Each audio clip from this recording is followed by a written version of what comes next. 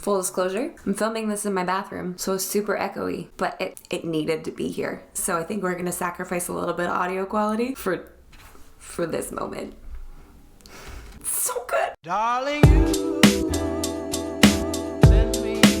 Well, hello lovely humans, and welcome back to my channel. In this week's episode of Homemade Holiday, we are making the coolest thing I think I've ever made in my life, other than children and maybe a business. Look at this. How am I supposed to give this to another human?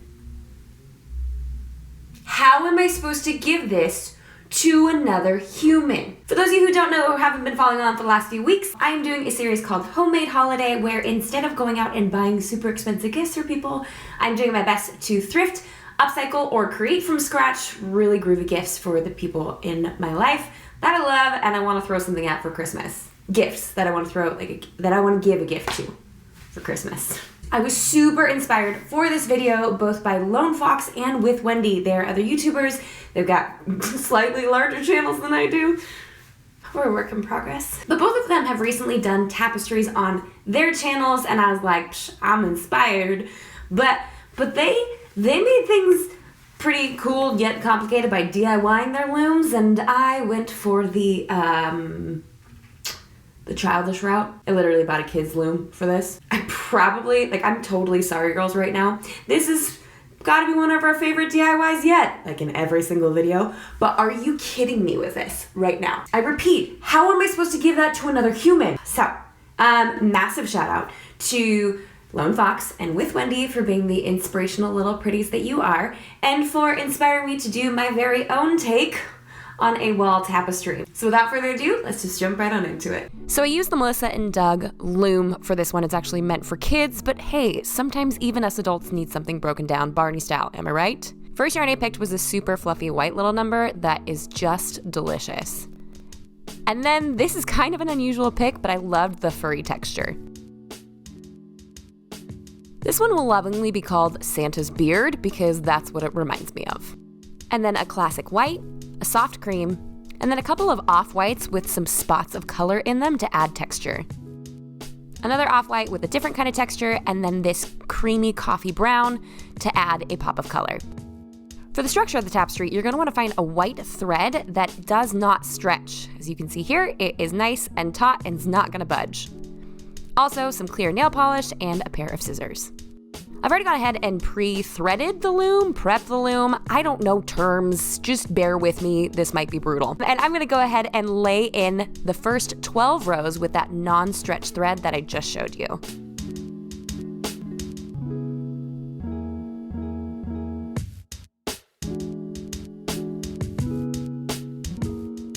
Going in an opposite pattern on the way back, it's a simple over, under method, and you're gonna wanna make sure, of course, that it's opposite from the row below it. Once I have my lower layer set, I knew I wanted to add some fringe on the bottom, so I measured out very scientifically the Santa's Beard yarn because it's bulky, which means I don't need to use a whole lot of it, but it'll add a bunch of texture at the base, and cut them all to size.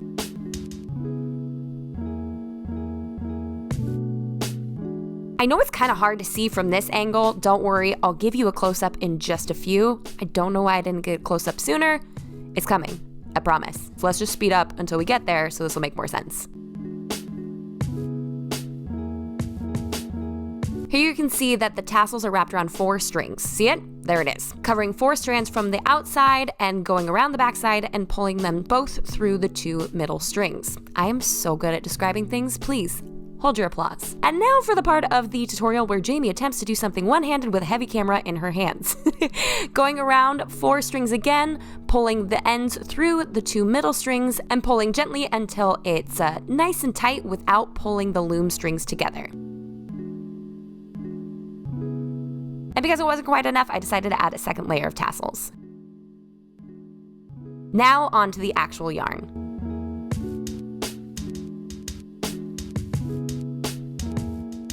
Something to keep in mind is you're going to want to leave a tail of yarn at the very, very end to make sure you can either tuck it in or tie it off with another string. You don't want to be left with too little, otherwise you won't have any way of disguising it.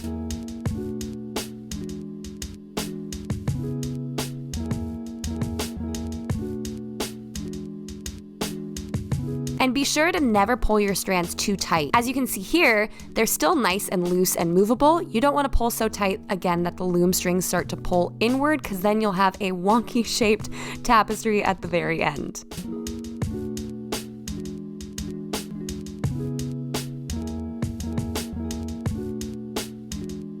Now here's where I decided to add another texture. I completely copied With Wendy and Lone Fox for this one, and it is very difficult to describe. You're gonna wanna loop it around and make sure that you're including one of the loom strands in every single loop that you do. Beautiful slow-mo, beautiful slow-mo. And go ahead and pull it tighter. And repeat until you have kind of the block shape desired.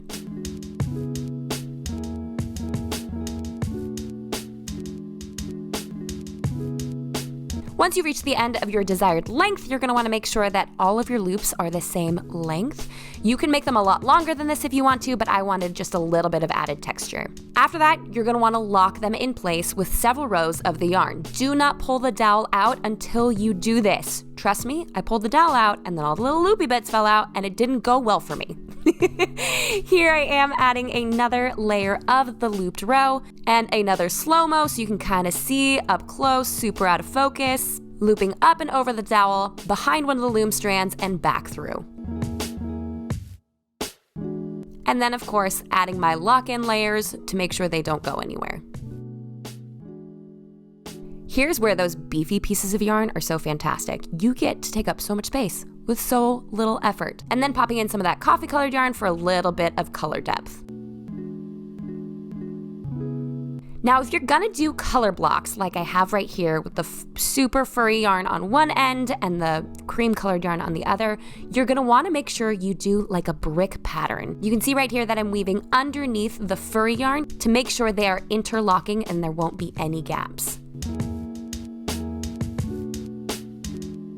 And now for my final yarn trick. I'm looping the super thick fluffy yarn around instead of just straight through, again to add a little bit of visual interest to it.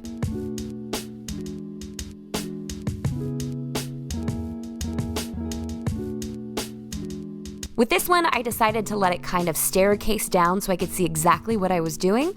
You can tell I'm looping behind one of the pieces and pulling through.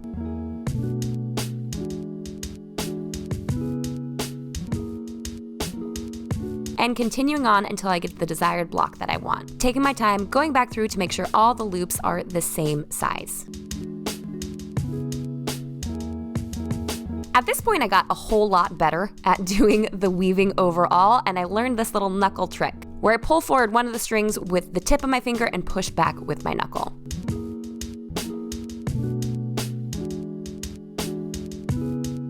Here I decided to add a block of those tassels, again for a bit of visual interest and because I just like the tassel effect.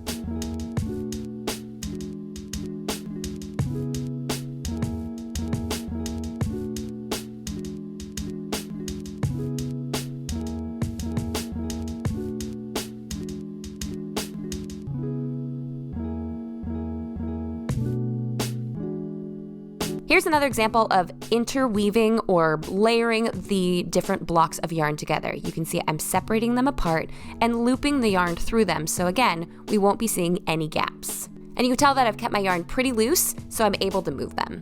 Finally, you complete the tapestry by adding in that non-stretchy thread at the very top. I'd say about 10 to 15 layers. On the back, you can take all the neighboring strands and gently double knot them together.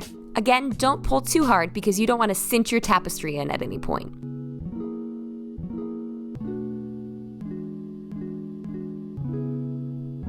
To make sure I didn't have too much bulk on the side from a bunch of different knots, I used some yarn needles, took the longer strands, and wove them intermittently throughout the back of the tapestry. Taking a second strand and weaving it through the same exact loop, I decided to knot these two ends together, just so that way we didn't have all the knots on the very edges, creating a lot of bulk.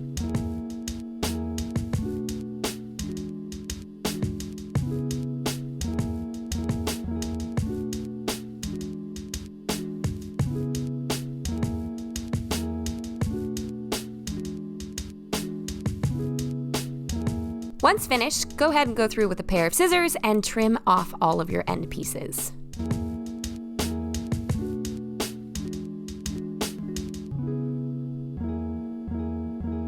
To get it off the loom, I used the wood needle with my copper dowel already in place to make sure I didn't lose any of the loom loops.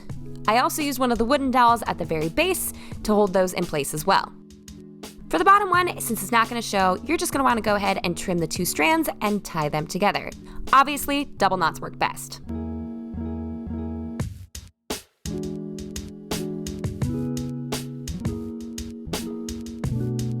Now for the top, we are going to do the same exact thing, doing a double knot, pulling gently to make sure you're not warping your tapestry at all, but also tight enough that it's not going to go anywhere.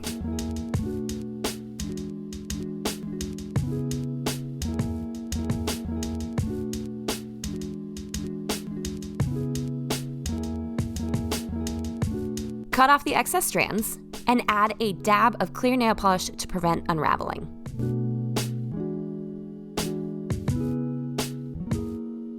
To attach to the copper dowel, I used the same thread that we used for the base of our loom and that yarn needle, poked through the back and measured out the perfect little piece for one single loop. I know that both With Wendy and Lone Fox looped theirs all the way through, but I wanted a much more structured look, so I decided to tie individual loops instead because I wanted it to be nice and neat and organized and straight. And don't worry about the knots, you can simply twist the loops towards the back so the knot is not showing. Knot is not.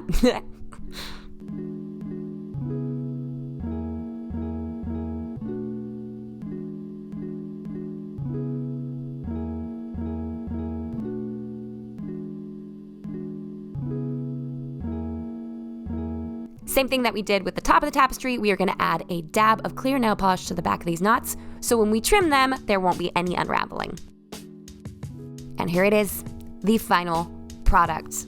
I left the ends untrimmed because the person I'm giving it to, I'm not quite sure if this person is going to want to cut it into a V or cut them into a straight line, so I'm just going to give them the instructions to do so. Personally, I'm obsessed with how this turned out. I'm so happy. I love that it has texture and it has visual interest. I love the differences in the yarns. I love the slight differences in colors, but I also love that it's a subtle piece of wall art without making too big of a statement. From afar, it just looks like a cream-colored tapestry with a little bit of texture to it. But up close, you can see all the differences in the yarns, so it's a great way to add just another textural element to a wall without being too distracting or too loud. So this is perfect for boho minimalists who love themselves a good pop of texture, but doesn't need a loud pop of color in their space. So what do you guys think? I know I say that after every DIY, but I actually really want to know what you think, especially about this one.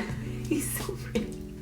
It's so pretty. I know you guys are always super interested in the cost of things, so quick breakdown is I spent $25 on the loom, and I spent about $50 on yarn, because I got them 50% off at Michael's, but I still have so much yarn left that I can probably make another 3 or 4 of these. So I'm not quite sure what we're gonna do on the math equations there, but if we divide 50 by 4, it's $12. You divide 25 by 4, I don't know. It was cheap. It was way cheaper than any tapestry you're gonna find out there. Even if you spent $75 on supplies and only made one, it's pretty dang cheap. I'll tell you what, I'm gonna go ahead and do the math off screen so no one has to watch me struggle anymore. Cool. And toss it in right here.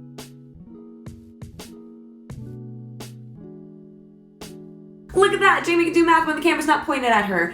Personally, I think that this is a successful DIY. I'm very excited by it. I'm very sad to give it away. And I'm very much hoping the person that I'm giving this to is not watching this video right now, because this person's gonna know it's for them if they're watching this video. But I needed the content, okay? Okay.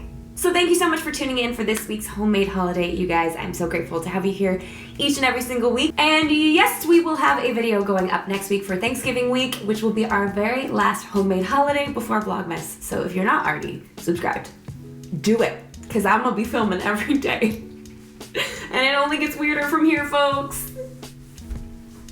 I should probably not do that if I want to get new subscribers. And until next week, bye guys!